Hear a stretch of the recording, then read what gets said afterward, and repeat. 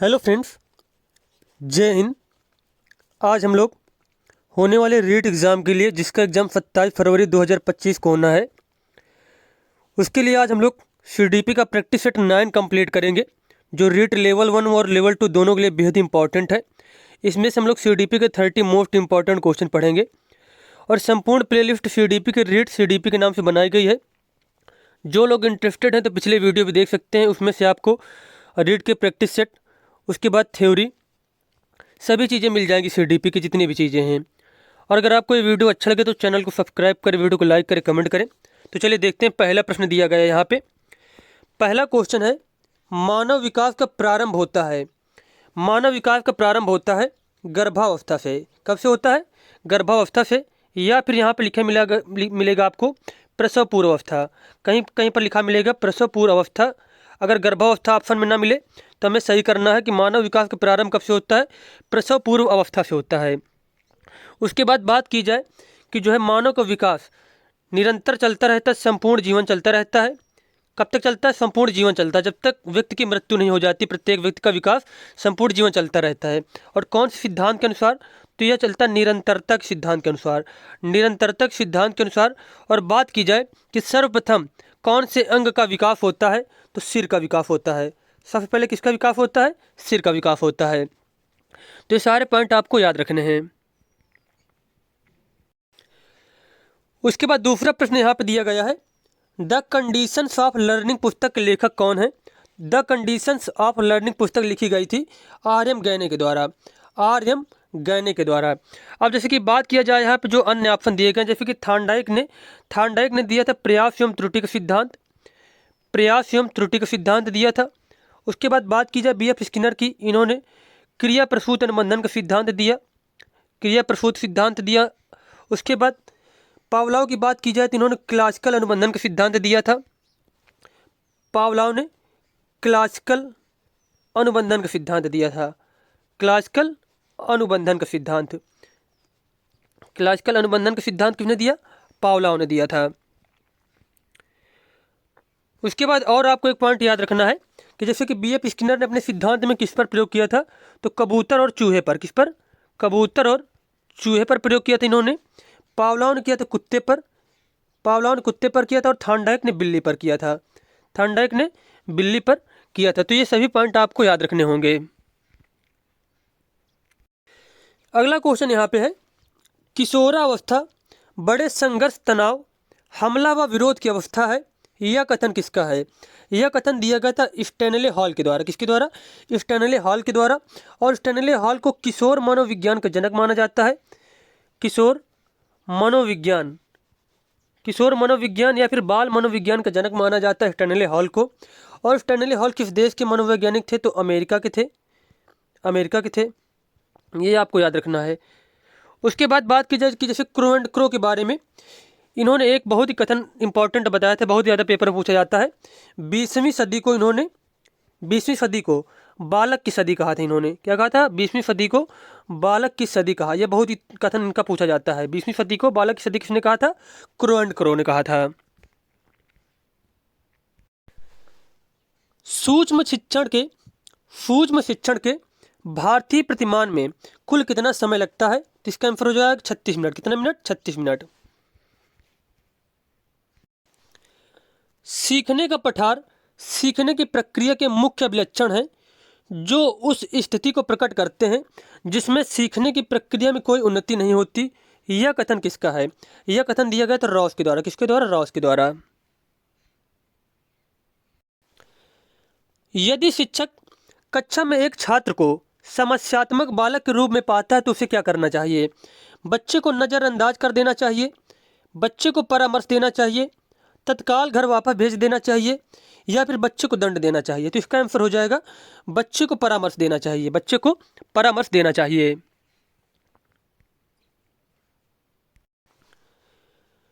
पाठ्य सहगामी क्रियाएं मुख्यतः संबंधित हैं। पाठ्य सहगामी क्रियाएं मुख्यतः संबंधित होती हैं छात्रों के सर्वांगीण विकास से। छात्रों के सर्वांगीण विकास से। निम्न में से किसने अधिगम सिद्धांत का प्रतिपादन नहीं किया है? तो इसका आंसर हो जाएगा बी.एस. ब्लूम ने। बीएस ब्लूम ने अधिगम सिद्धांत जो है नहीं दिया था, जबकि स्किनर, थॉर्नडाइक और कोहलर इन सभी ने जो है अधिगम सिद्धांत प्रतिपादित किए थे। शिक्षा में अवरोधन का तात्पर्य क्या है? बालक का विद्यालय न जाना, बालक द्वारा विद्यालय छोड़ देना, किसी बालक का 1 वर्ष से अधिक समय तक एक ही कक्षा में रहना, या फिर बालक का विद्यालय में प्रवेश न लेना। तो इस क्वेश्चन का आंसर हो जाएगा कि शिक्षा में अवरोधन का तात्पर्य है किसी बालक का 1 वर्ष से अधिक समय तक एक ही कक्षा में रहना। तो यहाँ पे थर्ड वाला ऑप्शन जो है बिल्कुल सही हो जाएगा। निम्न में से किस कौशल में पूर्व ज्ञान का परीक्षण आता है? तो इसका आंसर हो जाएगा प्रस्तावना कौशल में। प्रस्तावना कौशल में। किसने बहुविमात्मक बुद्धि का प्रत्यय दिया था? तो इसका आंसर हो जाएगा हार्वर्ड गार्डनर ने। किसने? हार्वर्ड गार्डनर ने। और इन्होंने बताया था कि बुद्धि का स्वरूप जो है एकांकीन होकर बहुप्रकारी होता है। बुद्धि का स्वरूप एकांकीन होकर बहुप्रकारी होता है। और इन्होंने मुख्य रूप से 8 प्रकार की बुद्धि बताई थी। मुख्य रूप से 8 प्रकार की बुद्धि बताई थी।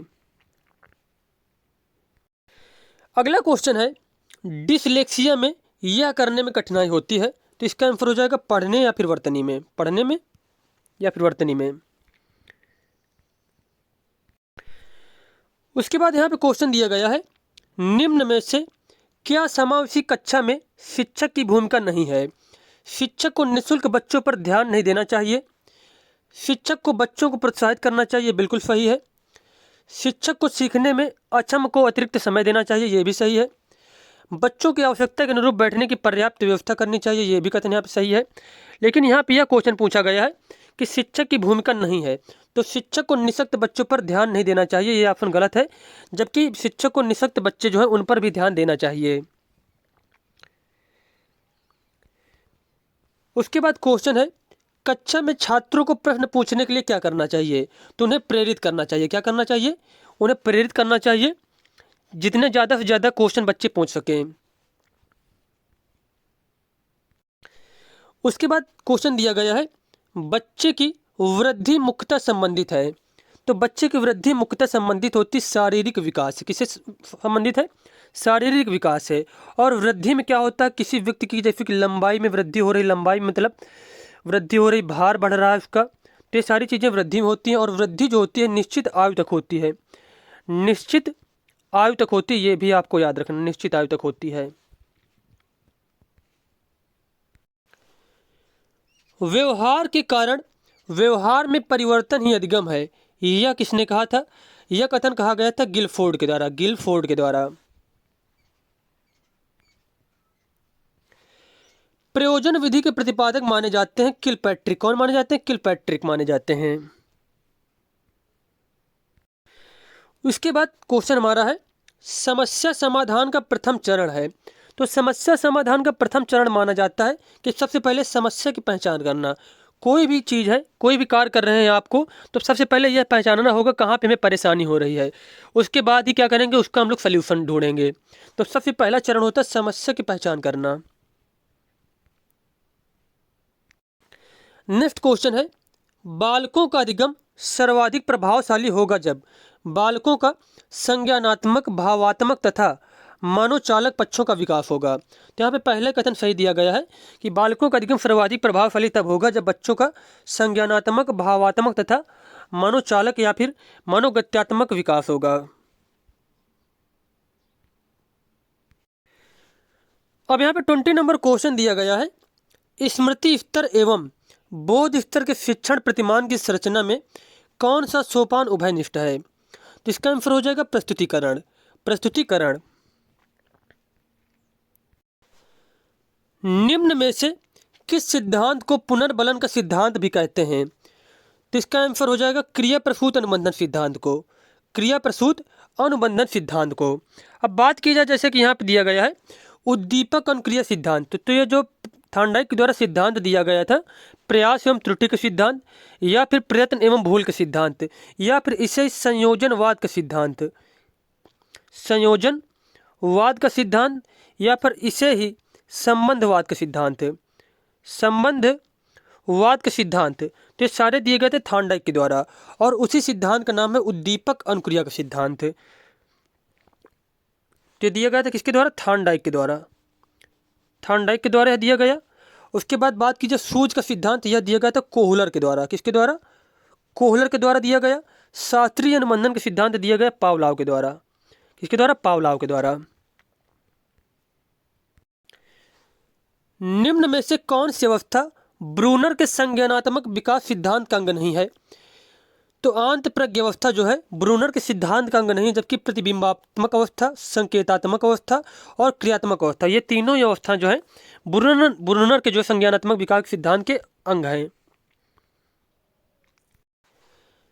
भारतीय संविधान के किस अनुच्छेद में 6 से 14 आयु वर्ग के बच्चों के लिए निःशुल्क व अनिवार्य शिक्षा का अधिकार शामिल किया गया है? तो इसका आंसर हो जाएगा अनुच्छेद 21 के ए में।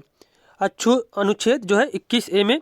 और आरटीई एक्ट 2009 इसमें बताया गया है कि 6 से 14 वर्ष के जो बच्चे हैं उन सभी को जो है निःशुल्क शिक्षा प्रदान की जाएगी 6 से 14 वर्ष के बच्चों के लिए। और जो अगर दिव्यांग बच्चे हैं तो उनके लिए 18 वर्ष तक निःशुल्क शिक्षा का प्रावधान किया गया है। निम्न में से कौन सा संज्ञानात्मक क्षेत्र से संबंधित नहीं है? अनुप्रयोग, बोध, ज्ञान, अनुमूलन। तो यहाँ पे अनुमूलन जो है संज्ञानात्मक क्षेत्र से संबंधित नहीं है। निम्न में से कौन सा अधिगम वक्र नहीं है? मिश्रित, लंबवत, उन्नतोदर या फिर जैसे उत्तल या फिर नतोदर।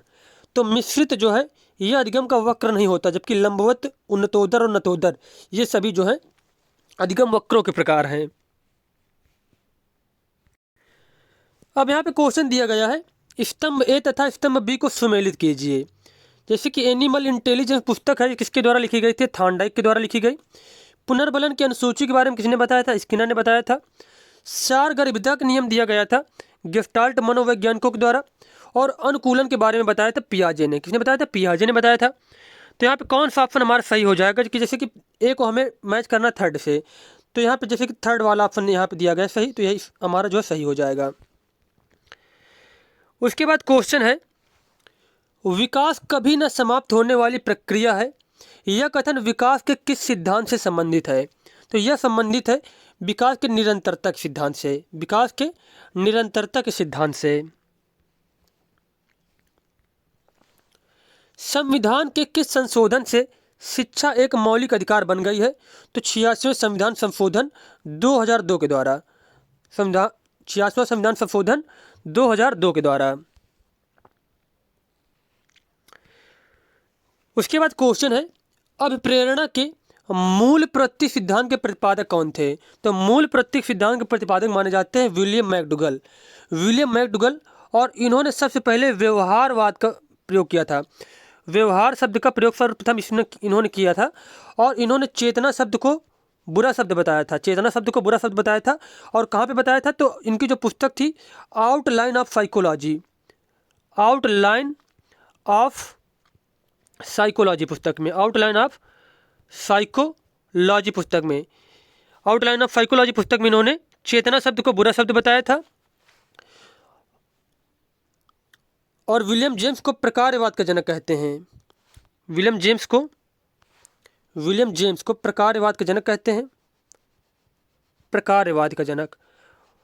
उसके बाद बात की जाए कि मैकडुगल ने जो है मूल रूप से 14 प्रकार की मूल प्रत्यय बताई थी। कितने प्रकार की? 14 प्रकार की मूल प्रत्यय बताई थी। उसके बाद यहाँ पे क्वेश्चन है विकास की किस अवस्था को कोल तथा ब्रूस ने संवेगात्मक विकास का अनोखा काल कहा है? तो यह कहा था बाल्यावस्था को। किसको? बाल्यावस्था को कहा था। और बाल्यावस्था को ही समूह की आयु,